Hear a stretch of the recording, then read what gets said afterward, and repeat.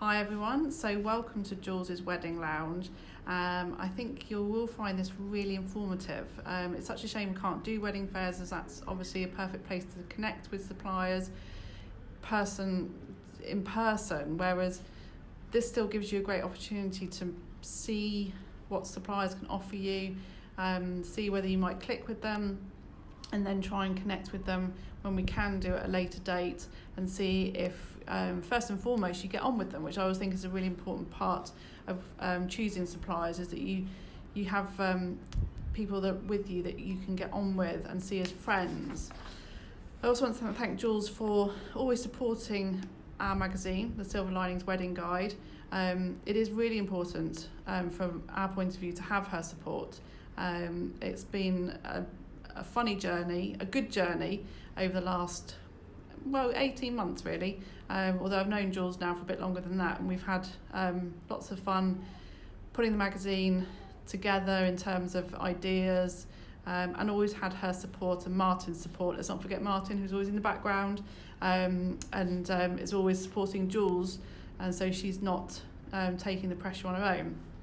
So Jules has asked me really just to talk a little bit about wedding planning, as most of you probably don't know that my former life was as a wedding planner, and actually I still really class myself as a wedding planner. The magazine's all about wedding planning, and just because I'm not necessarily putting all the content in together, getting all the content myself, I am still putting it in there and putting in content that I feel is important from my point of view as a planner for you to know as a couple who are trying to plan their wedding. And I also look to people who I respect within the industry to provide me with content as well, that we can put in there for you to learn some tips of the trade or just get help. And the magazine really has always been, for me, it's about a planning tool rather than a glossy magazine that's full of pretty pictures. Obviously we like to have our pretty pictures, but we also still want to have good information that helps you plan your wedding, something that you've never really done before, let's assume, and something that you hopefully never do again, and it will be something that is really the once in a lifetime event for you, and it should be done exactly how you want it to be, not how your parents want it to be, how your grandma wants it to be, not how your friends want it to be, how you want it to be. Not blowing any budgets, not having to make too many compromises, but as with everything, there is always compromises, and it's something you will have to accept. So with that in mind, I want to just give you a little bit as well of planning advice from my point of view, just literally just one or two things. Don't rely on one source for planning a wedding. There is so much information online.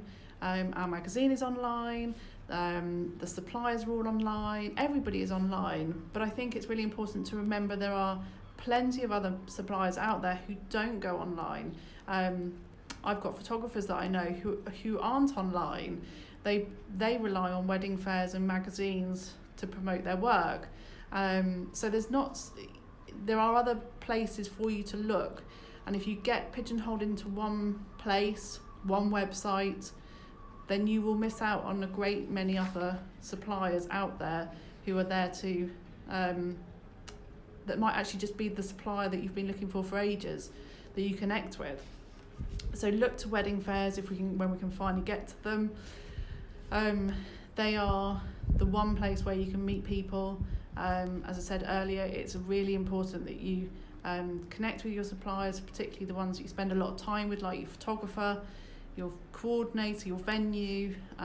If you don't get on with those sort of people, it will bug you them being there on the day. So just, you need to know that you're going to get on with them and not mind effectively having them as a guest at your wedding. So other things that you could learn in the magazine. So we did an amazing photo shoot at Ennis Gardens. We had a great team around us, and one of my probably favourite editorials in the magazine is the Awakenings photo shoot, which was it was put together, produced, and then written by Bex from Unique Cornish Event Company. she had a vision about what the shoot would look like, the awakening of spring, using lots of beautiful pastels and sort of browns and peaches and those lovely sort of pale pinks.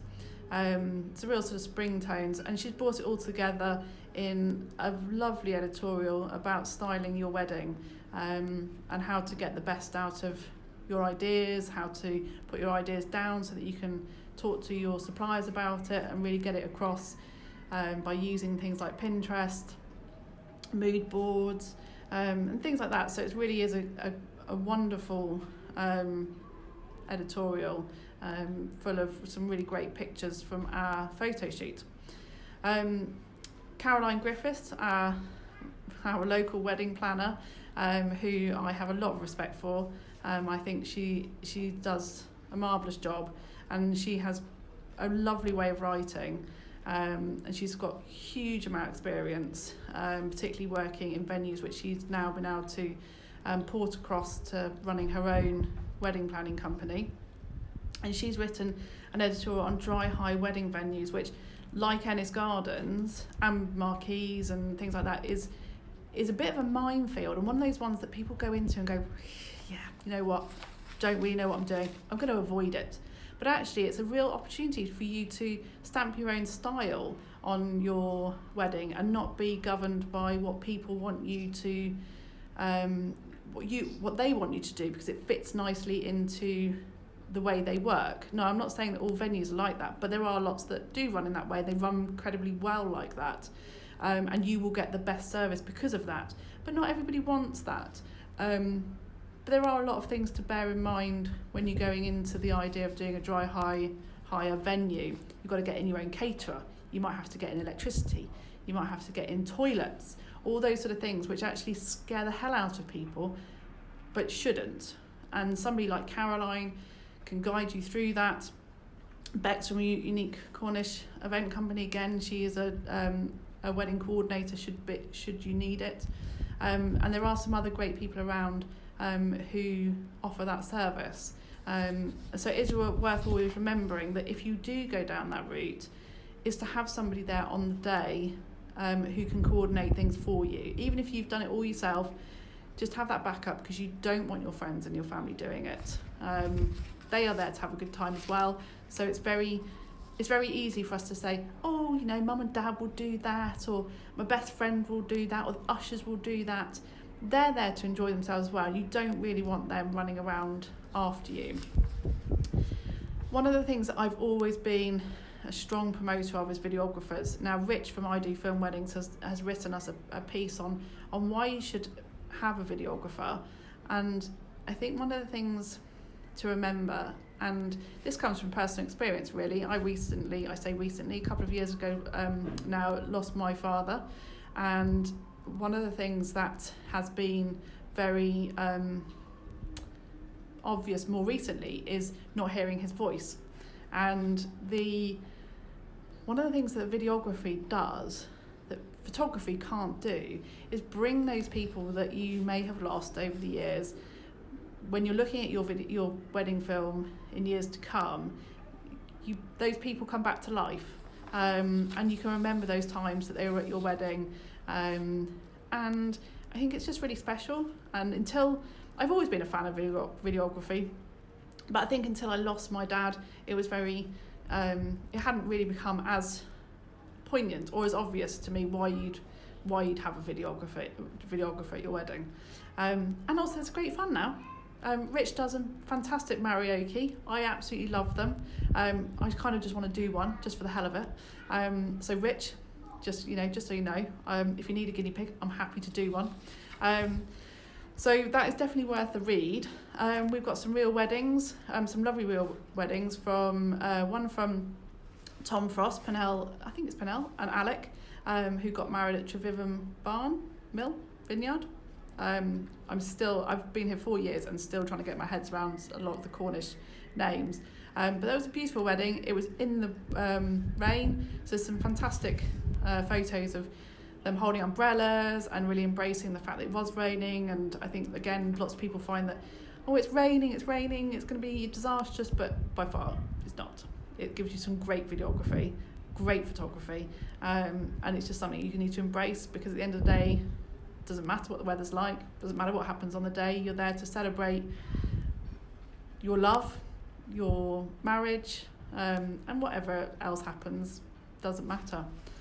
There's also a great wedding from Ariana Fenton, from Emily and Robert, or Rob, which was at Mount Edgecombe, which was a military wedding. And oh my God, the colours are amazing. They're in full uniform, and all these reds against the blue background of the water. Oh, it's absolutely beautiful. So it's really worth having a look at that one. And they even had the red arrows fly by.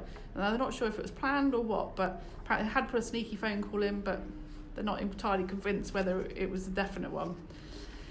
If some of you are a little bit worried about wedding nerves, particularly the grooms, we've got a piece there on managing your wedding nerves for your speeches and things, and just a few little tips on giving a speech. But one thing that I remember from many years ago when I first got married, is that everyone there are your friends and your family, and it is something to bear in mind. And I think that gets very lost when you're presented with a room full of people, and if you're not comfortable with public speaking, you can easily forget that those people there are your friends, they are your family, and they are all there to support you. And so it is worth just taking these little tips on board, just taking a deep breath, thinking about it, and just have fun with it and not worry too much about it. So again, there's some things as well on first dance. That's not something that everyone's comfortable with. Is really well worth having a think about a choreographer. I know it sounds cheesy, but I'm a bit hardened when it comes to weddings, and one of the 2 weddings that I worked at where they both had choreographed first dances, I cried. Yep, I cried. So I think it was just the fact they'd gone to, they'd obviously taken themselves out of their comfort zones and had completed these dances, and they were beautiful. They really were beautiful. And we've got another little piece on getting your body and mind ready in sort of a 12-week plan, which, okay, we've all got niggles. I've got plenty of niggles when it comes to my body, and I would certainly be looking to lose quite a few pounds, but it's not all just about that. It's about getting your mind ready and getting your head into the right space, and sometimes doing some exercise, and that sort of thing can really help you do that. And so it's a little bit of a little helpful hint, helpful tips on how you can achieve that. We've been really active on our website recently, putting loads of blogs and things on there. So if you haven't visited yet, please go onto our website, www.silverlinings.co.uk. Most of our editorials and things from the magazine will end up as a blog at some point. We've done loads of Q&As recently, which are slowly getting onto the website. These are all of our advertisers, and they have been giving some insights into how they started their business, and how they what their tips for choosing their particular service, or the trends that they think are going to happen. So really worth going onto the website and look at the blogs there. Obviously we have our wedding directory on there, which is full of lots of local suppliers. There's some downloadable resources like local wedding venues that are approved, checklists and things like that. Finally, wedding insurance. Now obviously this has been massive recently given what's been going on. I'm not going to say loads about it, primarily because I don't think there's many places that you can currently buy it, but please buy it. Get it as soon as you can. Pay for things on credit card if you can't currently get it, because most things are covered on your credit card, but no one can predict the future, and anything could happen. Let's hope this doesn't happen again, but anything could happen, and I think you really need to there are a couple of £100, if that, but they will save you a lot of heartache, a lot of pain if you should have to go down the route of having to postpone or cancel your wedding in the future. They will make making decisions so much easier. So please buy your wedding insurance. Enjoy the rest of your day watching all the videos. Listen to Jules, she is great at what she does. She has a huge amount of knowledge. And if you need any help with your wedding planning, if you just need to ask a question, I'm always at the end of an email, emma@silverlinings.co.uk. I'm always at the end of the phone, 07732 285 617.